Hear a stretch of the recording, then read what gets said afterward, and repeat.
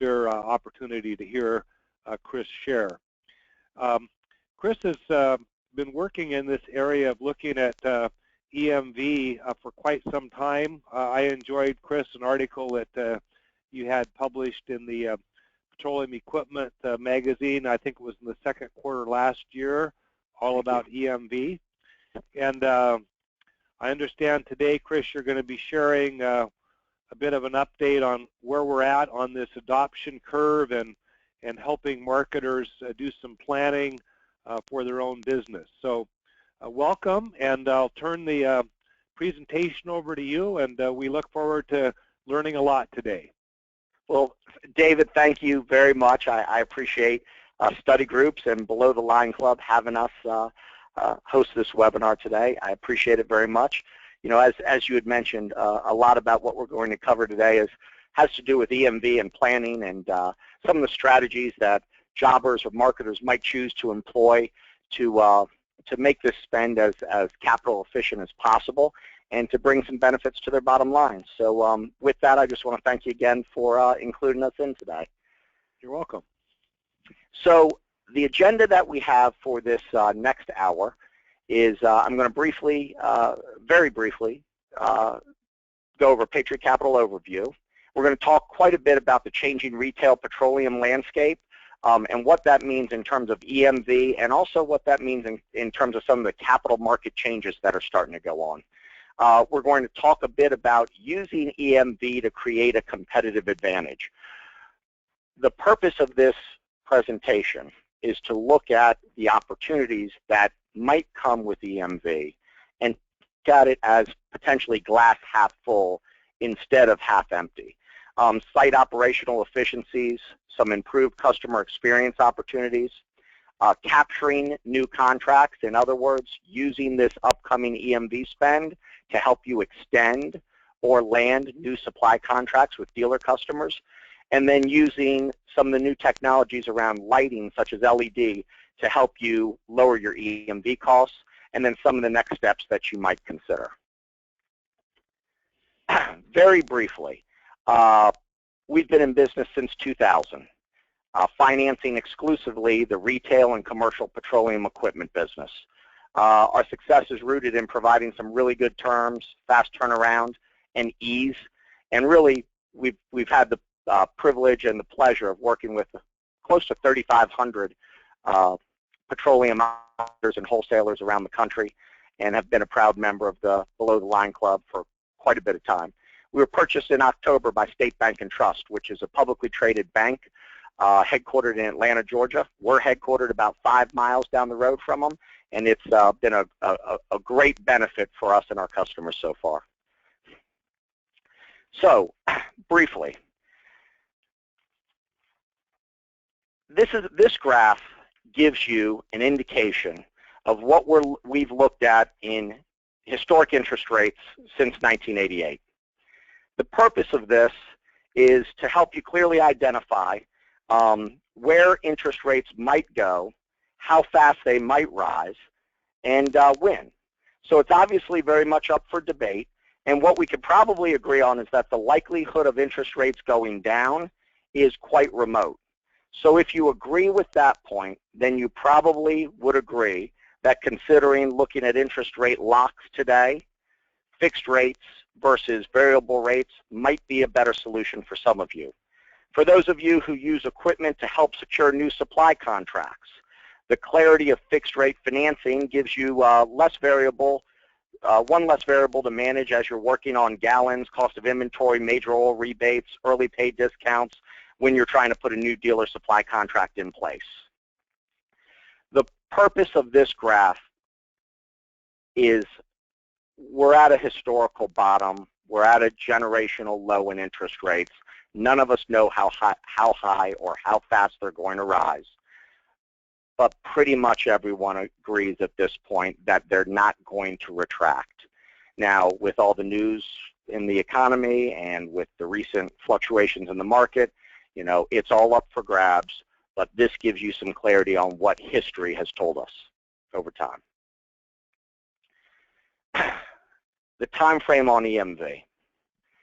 The graph that you're looking at to the right, or the graphic that you're looking at to the right is set up to look like a target for a reason. And the reason is that in the 1990s, there was 36 million payment processing terminals worldwide that were EMV, non-EMV. Now we're down to 4.7 million in 2010. That was the United States. As we continue down the bridge, we're looking at 2015, post the POS upgrades, being the 168,000 fuel dispensing locations. We're speculating that about a third of those will not be done by the end of 2018 or later. The idea here is, if you look at what that means to the bad guys, and if you look at what that potentially means to your business, you want to consider what your plan might be to avoid being a target for EMV fraud.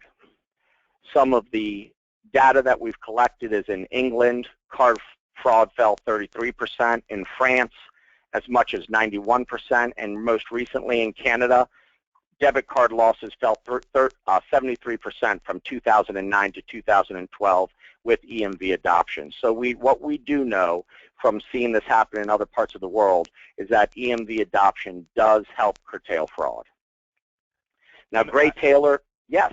I was just going to say, and it also seems like if you're not EMV, given how few mag stripe locations will be left, that you're just a magnet for illegal activity, since you're relatively easy prey compared to the people that are EMV compliant. Is that right, Chris? You know that's right, David, and I actually have some bank data, some data from State Bank on what they've experienced in terms of mag stripe fraud since the POS adoption in October of 2015 that I'm going to share with you guys in just a couple of screens. But, you know, to your point, you don't want to be one of the, you probably don't want to be one of the last men standing when it comes to EMV compliance. But there's more. It's not just the liability shift and the fraud that makes that something to think about. So here's some topical data from Gray Taylor. And if you're familiar with that name, Gray is the executive director of Connexus and really an expert on EMV. A few quotes from him. Not enough technicians. We estimate that we'll need 3,000 qualified technicians to do 4.5 million man-hours to install retrofit and pump upgrades. If something goes wrong with a pump nozzle, forget it. You'll have to fix it yourself. The reason he says that is because per the Petroleum Equipment Institute, approximately 75% of the time of a technician is spent on repair, and only 25% is currently spent on install. We see a big swing in that with the upcoming pump upgrades and retrofit CRIND upgrades. Dispenser manufacturers have to ramp up production by 150% to keep pace, which is obviously going to be a challenge. Many dealers will face financial hardships. Those who lag behind may be at higher risk of fraud. Our estimates point to a potential increase of 19 basis points as fraudsters seek non-EMV victims to use for passing counterfeit cards, enough to put a retailer out of business. And then he says, believe me, we will have store closures. So, you know, yes, for the deeper pocketed jobbers who are probably on this phone, certainly something to be aware of, and the liability risk is something to consider. Also for your dealers, might be even a larger concern. On that second point, what I want to point out is that, you know, having talked with Gilbarco and Wayne, Verifone, and some of the others, you know, they can run their out-of-country factories. They can staff for third shifts. And they can build the equipment. The problem is that you just can't birth an installer. You just can't create one today. Most of the installers and most of the petroleum equipment technicians, many of them are highly seasoned individuals. They've been in the business for a good long time. It's not an industry full of a lot of youthful young people. So the challenges with getting someone trained to be proficient in this business, it's not a small challenge. And we don't have enough of those guys out there to help get the upcoming equipment upgraded. And we think that's going to be the primary challenge, not necessarily the manufacturing, but getting it installed. Chris, on that last yes, slide, that 19 basis points, is that like almost 0.2% of sales that you would have increased costs? That's what it's measured against? That's what Gray Taylor is saying, yes, sir. Wow. That's what Gray Taylor is saying, yes. So this is, as David had mentioned, and I alluded to, we were purchased by a bank in October, and by being purchased by that bank, we've kind of gotten to lift the hood up to really see what's going on at the banks when it comes to EMV, and I want to share this information, which is some bank-specific information, but it's not only for State Bank. This is information that's shared by many of the, let's call them, $1 to $10 billion banks. And the challenge is that it's very difficult to get in line to get your EMV chips for your credit card business manufactured. In other words, State Bank still has mag stripes on all of their credit cards because we haven't been able to get enough attention from the chip manufacturers to be able to transfer our cards over.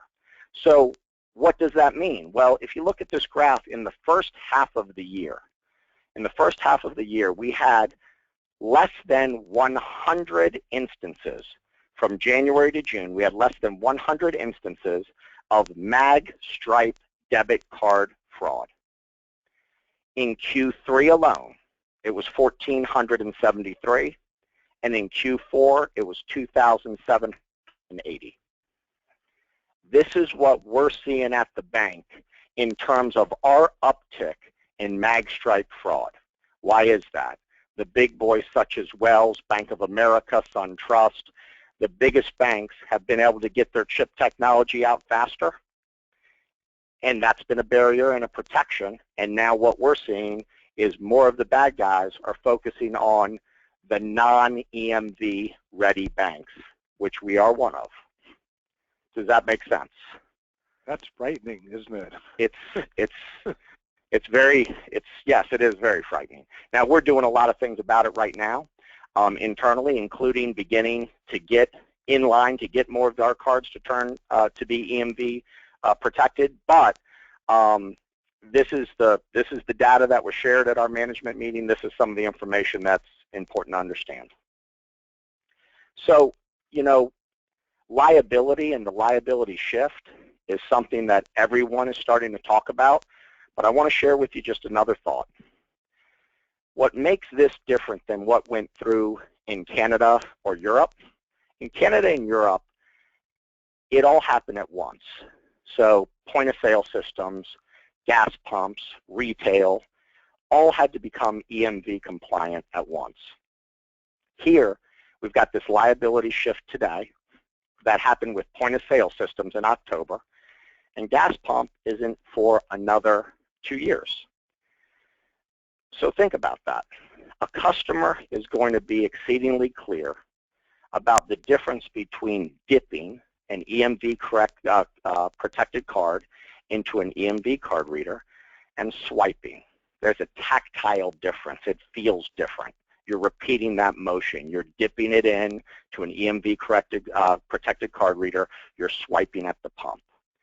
The reason I'm pointing this out is we believe that one of the most compelling reasons to come up with a plan today is not just liability, it's the risk of share loss.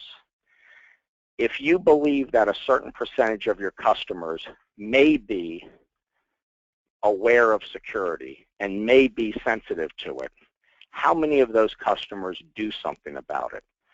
What happens if a big mega retailer puts a sign in his front yard that says, your card is EMV protected here? What if we start seeing ads from Visa and MasterCard about the difference between magstripe and chip? What might this do to locations that are not EMV ready? And the answer could be, the answer very well might be not a whole lot. But the answer could be, if some of these things start falling into place, there could be some real challenges out there that we need to be aware of. So to that point, if 30% of your customers are security conscious and 50% of them decide to do something about it, is 15% of your business at risk?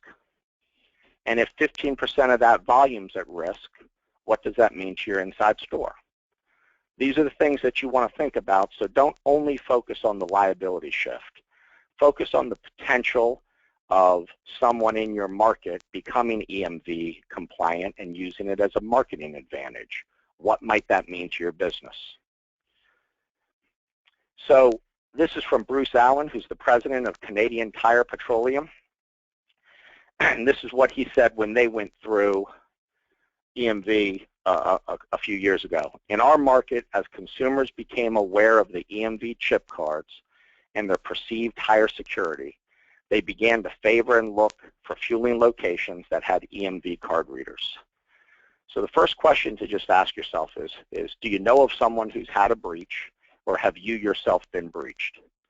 If I know that my wife was part of the Target breach. I know that, many folks that we know and that we talk to, if it didn't happen to them personally, a breach, they've at least known someone or had a family member who it did happen to. I was at Target the other day because I've got 3 young kids, and when I was in there, we were waiting in line, and it was taking an awful long time because these EMV card readers take longer to process. It took a good long time for the lady in front of me to get her credit card receipt to sign. And the person at Target, in a very well-trained and very thought-provoking, the woman said, "Why is this taking so long?" And the Target cashier said, "We have chip card readers. It takes a little bit more time, but it's for your protection." And you could tell that this was trained to be said a very specific way to help Target past the reputation that came with that breach. And the woman said, "Oh yeah, okay, I get it." And along we went. I'm bringing that up because that consumer sentiment, that understanding out there between what's dipping and what's swiping, I think that could be something that we all really need to think hard about and get our brains around as we go through EMV. Another point. So there's a strategy to wait and see, and let me tell you, in this industry, as long as I've been in it, which has been just a little bit shy of 20 years, wait and see has been a great strategy. A lot of times the major oils come to the plate towards the end of a mandate with some additional rebates, or they become more flexible, or the mandates get extended, or the major oil company stands in the way of some of the fraud. It gives fraud protection. There's a lot of things that can happen that are positive by waiting. This one may be different because with oil in the low 30s, an argument could be made that the major oil companies are not in the same position that they traditionally have been in to help their retailers and to help their customers with a major spend like this. That's something that should at least be considered. Another one is, just the nature of what happens with costs. If you believe in a supply and demand type of economy, then gas pumps generally go up about 4 or 5% every year in a regular spend. What might that do in an EMV spend? Technicians and costs of install and costs of labor go up every year. What might that do if they're truly curtailed and can't get to all that work? And borrowing costs have already gone up 25% or 25 bips. Who knows how much farther they're going to go. What we did is we said, if you were to wait till 2018, what does all this mean? So at an average cost of 4.5 dispensers a site, we'll call that $67,500, labor costs of about $4,500, so a spend on that site of $72,000. I think that's real conservative. I see a lot higher amounts for 4 pumps and the install to put them in, but we want to err on the side of conservative for this example. And if those labor increases are 4% a year, or equipment increases are 4% a year, if labor increases 7% a year, if borrowing costs go up 100 basis points, then the cost of doing something in 2018 versus doing something today it's 16% more expensive later than it is now. Again, that in and of itself is not a reason to move, but it's something to consider.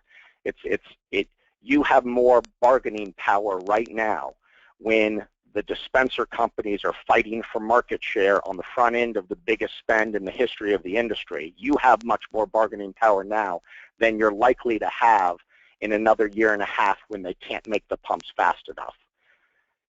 Think about what that could mean and where that properly positions your company. Another thing to start to consider is what are some of the future-ready investments that help you make the most out of this. But all of the manufacturers have some great new technology to help market more products inside your store, to help add-on sales when they're in the store acquiring your products, to help target those customers and market to them to bring them to you to shop more often. So if you determine that a spend, it's the right time to make a spend, then absolutely investigate some of the new technology that's out there, because it really is, there's some exciting stuff. Take a look at the Innovation TV from Wayne and the Applause TV from Gilbarco and the Lift Retail from Verifone. Some really, really cool products that help you do a better job of marketing to your customers. If you have to spend the money and you determine that now's the time to do it, make the most of it by investigating some of these options. Something that we've seen that's been really quite successful, folks are out there buying equipment, investing in the equipment now, and they're finding that if they lay in LED lights, they can help offset some of that spend and get more out of their investment. In other words, a brighter, whiter site makes that new equipment look more attractive and drives more folks inside the store. Here's just a neat example. So if we were to finance just LED lights by themselves, we generally do it at 36 months. Folks, this is an example on a typical dealer credit, so the interest rates are just typical dealer level rates. These aren't for large jobbers or for folks who are spending a lot of money. This is a $20,000 deal. So the LED monthly payment's about $640 a month, but you get about a $600 per month energy savings, meaning net out of pocket for that upgrade would be about $40.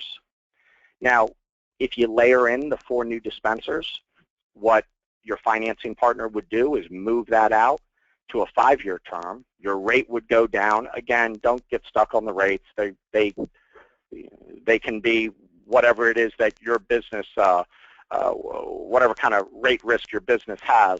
The point here is by layering in those dispensers, you increase the term, you lower the rate, and now you're looking at dispensers that are $12.08 per month, but when you get that tax advantage, or excuse me, when you get that energy savings of doing the dispensers and the LED together, that $80,000 spend with that $600 energy savings, you can actually save, you can have a better monthly payment. In other words, lower cash flow, lower cost by coupling a new dispenser spend with lights than you can on its own.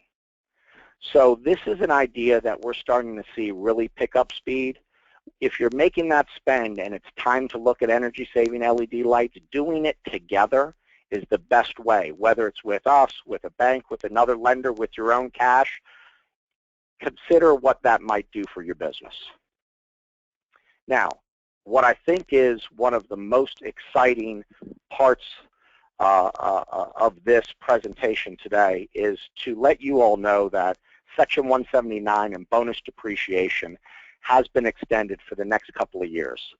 Now, the problem with Section 179 and bonus depreciation has been for the last 2 years, it was $25,000, and then in December, Congress would pass it and increase it to $500,000 of Section 179, with additional write-offs allowed up to $2 million for bonus depreciation. I'm going to get into the specifics in a second. But what I want to make sure that you all know is that right now, through 2018, Congress has passed Section 179 and bonus, and here is what it is. If you acquire $2 million or less of equipment in the calendar year, The first $500,000 is 100% tax deductible that year. The additional $1.5 million is 50% tax deductible in that year. So if you're faced with this big spend and you're trying to align it with your capital, please talk to your accountant about what would be the best way to maximize Section 179 and bonus depreciation. It might not be to make the whole spend in a year. You might want to match what you're spending to your tax benefit. Another one that just came through and is only available for 2016 is there's a 30% tax credit for eligible alternative fueling equipment. So this tax credit is a straight deduction from the taxes that are owed. So E85, propane, biodiesel, liquefied hydrogen. If you're putting in E85 pumps, you get the 30% tax credit, plus you can get the Section 179. So again, if that works in your market, and if that's something that you're considering, that could make the path to EMV compliance much more attractive and financially much easier. Here's a layout on Section 179. So on the left side is a traditional spend of $600,000. You're looking at 100% of the first, you get your normal first year depreciation of $85,000, and what we're doing here is just a typical straight line depreciation. So if you have a marginal tax rate of 35%, you'd save $30,000, and your first year cost after tax would be about $570,000. What Section 179 does on that same $600,000 spend is you get 100% of that first $500,000. So you've got a remaining $100,000 left in that for bonus depreciation. You take half of that. You've got a remaining $50,000 basis. We just did this on a straight line. So you add in that additional normal first year depreciation. So what does that mean? Using Section 179 and bonus, a $600,000 equipment spend would result in $557,000 worth of first-year deductions. At a 35% tax rate, that's a $195,000 tax savings. So again, think about the strategy behind. You've got Section 179. You've got EMV coming up over the next few years. You've got a great tax benefit given to you by Uncle Sam that's going to last for the next few years. Talk to your accountants to figure out what strategy might work best for you. David, any questions on that? I was just doing the math. That's a 7-year depreciable life, isn't it, that you're working with there? I'm pretty sure that's a 7-year, yes, sir, which I think is correct for dispensers. Okay. Okay.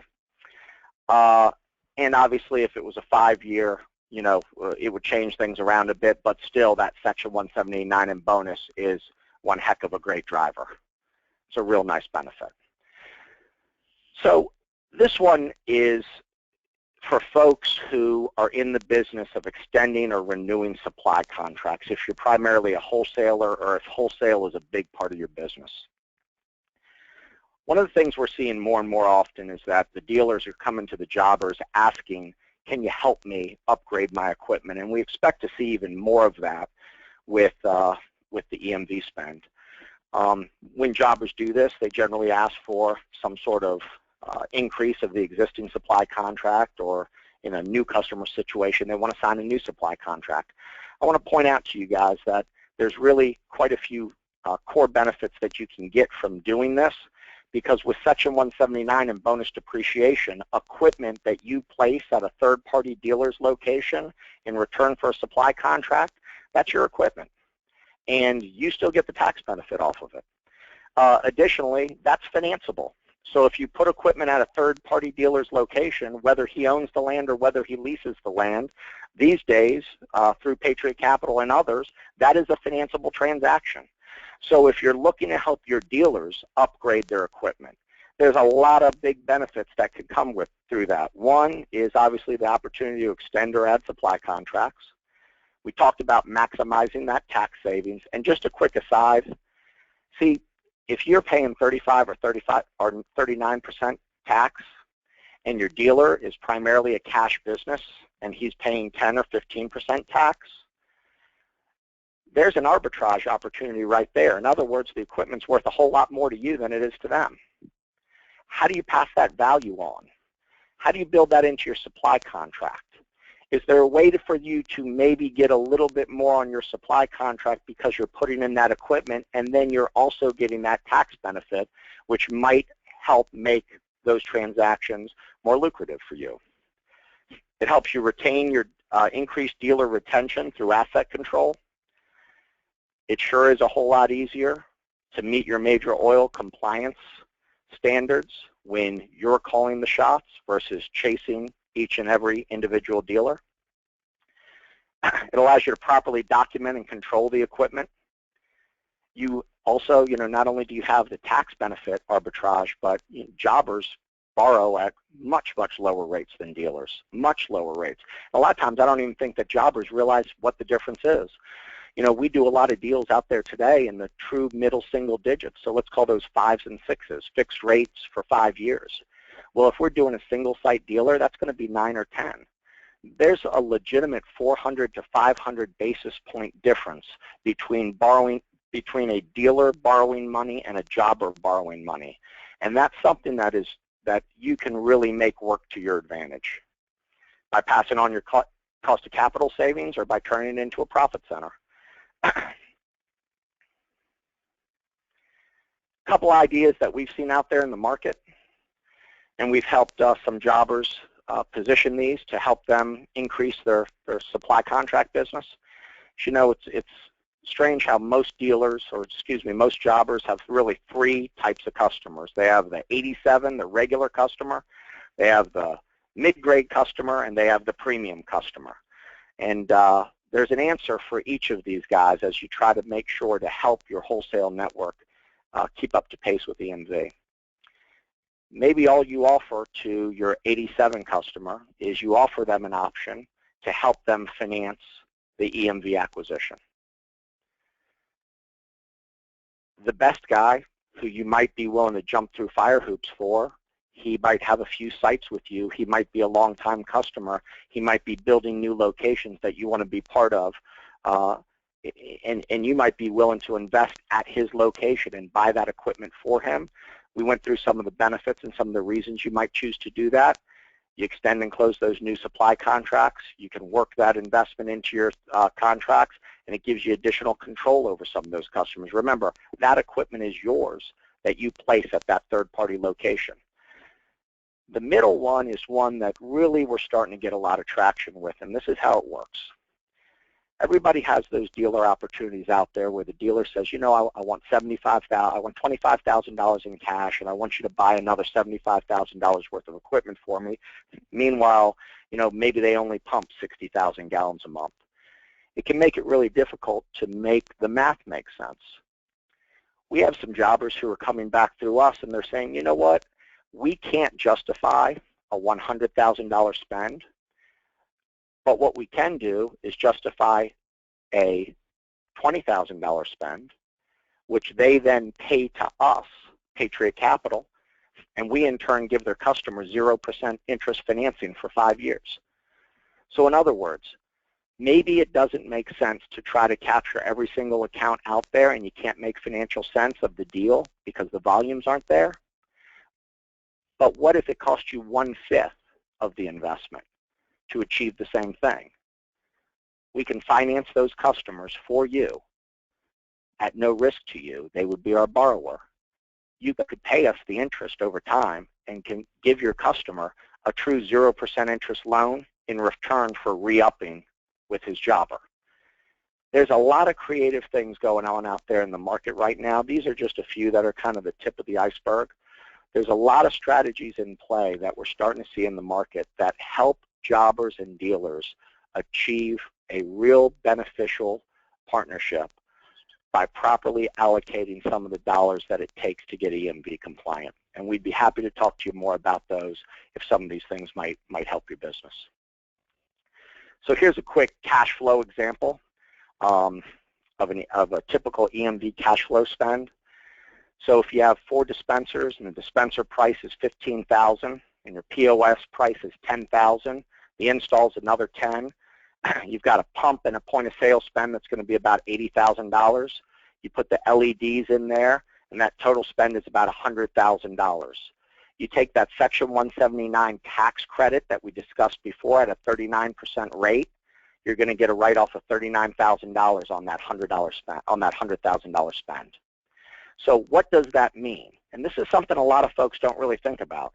What that means is that after month 2, after you put your first and last payment in advance, for the next 33 months, your tax savings makes your monthly payment. Just food for thought. If you look at that with that E85 cash flow example, remember we talked about the tax credit that can come in. So same deal, you come down here and you're looking at a total spend of $128. It's a little bit more expensive because the dispensers cost more. You've got that alternative fuels credit of $29,400. Your spend after the credit, because remember that credit's not a write-off, it's a pure credit against taxes that you would be paying. The spend after credit is $98,600. You apply Section 179 on that. It saves you $38,454 in taxes you would otherwise pay to the government. And in this example, with that EMV dispenser, the first 52 months of your 60-month contract is paid for by your tax savings. So again, work with your accountants. We're not here giving tax advice. We're encouraging you to use some of the tools out there to work with your accountants to properly identify how to make the most out of some of these tax benefits that are available to you. David, I'm coming up on my last couple of slides. Did you have any other questions or comments? I just, the comment I would make, is that what I'm seeing here, Chris, is that you're taking what's been an obligation for these guys and showing them how, even though it is an obligation, it can be a potential opportunity. And I really like how you've illustrated with these financing examples, how you can achieve some tax advantages, potential energy savings, potential boost to consumer marketing, potential capture/retention of dealers. And I found most fascinating, the idea that if you're one of the earlier adopters at the pump, you might be the one that's attracting customers that are more security conscious in your marketplace. So I really appreciate the financing discussion, being kind of an economics and finance guy myself, with what could be presented as a more technical presentation. So that's just observation as much as it is a question. I absolutely appreciate it. Our thoughts on this is that this is coming, and although there's still a few folks who believe that maybe there'll be a change in direction, all indications are that the EMV, the liability switch, and the spend that's going to go along with it is very likely to be something that we all have to focus on and deal with. What we're trying to do is we're trying to find a way to make it a business enhancer versus just a cost of doing business. And we think that if you put enough time and thought into it, if you work with some of the professionals that from a tax standpoint, from a finance standpoint, your bankers, companies like Patriot, and you come up with a game plan that allows you to maximize some of the tax benefits, allows you to properly address your dealer network, allows you to get in front of your competition in terms of your security conscious customers, allows you to get some of that marketing out there on the street to attract more customers to your site. There's going to be some real big opportunities for the folks who really have laid out a plan. Where we see ourselves fitting, we're just an equipment finance company. And the reason I say that is we're not trying to be your bank. We're just financing equipment at fixed rate on fixed terms. A lot of your senior lenders, and I know a lot of folks on this phone call, are very, very well heeled and frankly have as much capital as they choose to have access to. Even in that situation, there's going to be a lot of buying opportunities. Your senior lender might be your best source it's probably your best source to buy out that other jobbership, to buy a couple of your dealer sites who choose not to make the transition and find themselves on the outside looking in, to buy up a chain of stores whose where that competitor can't come up with the capital to address the spend. And where we see ourselves fitting is as that equipment finance source, using just the equipment as collateral, not using any of your hard assets, and simply helping you acquire the equipment you need as your senior lender helps you do the really meaningful parts of helping you grow your greater business. So with that, we've got, like I mentioned, we've got about 3,500 customers throughout the country that we're thrilled to serve. And this is a little bit of information about Patriot Capital, the folks that we have out here on the street. Hopefully you've had a chance to run into them, and I'm certainly happy to take any questions or address any other points. David, that's it. Thank you. Great. Well, thank you so much, Chris. I'm going to unmute the line now, and we'll open it up to the audience and find out if there's specific questions that came up during the presentation that anyone would like to ask.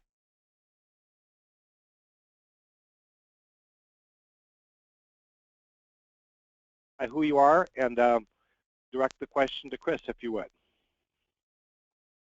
What's your criticism there? I can barely hear. Oh my God, you're such a nervous Nelly. Yeah. If you want to type your It's nice to wait for a little bit, but it's always good. So. Yeah. So everything went well. I saw that your flight was only delayed like 10 minutes. That's cool. Yeah. You know, David, I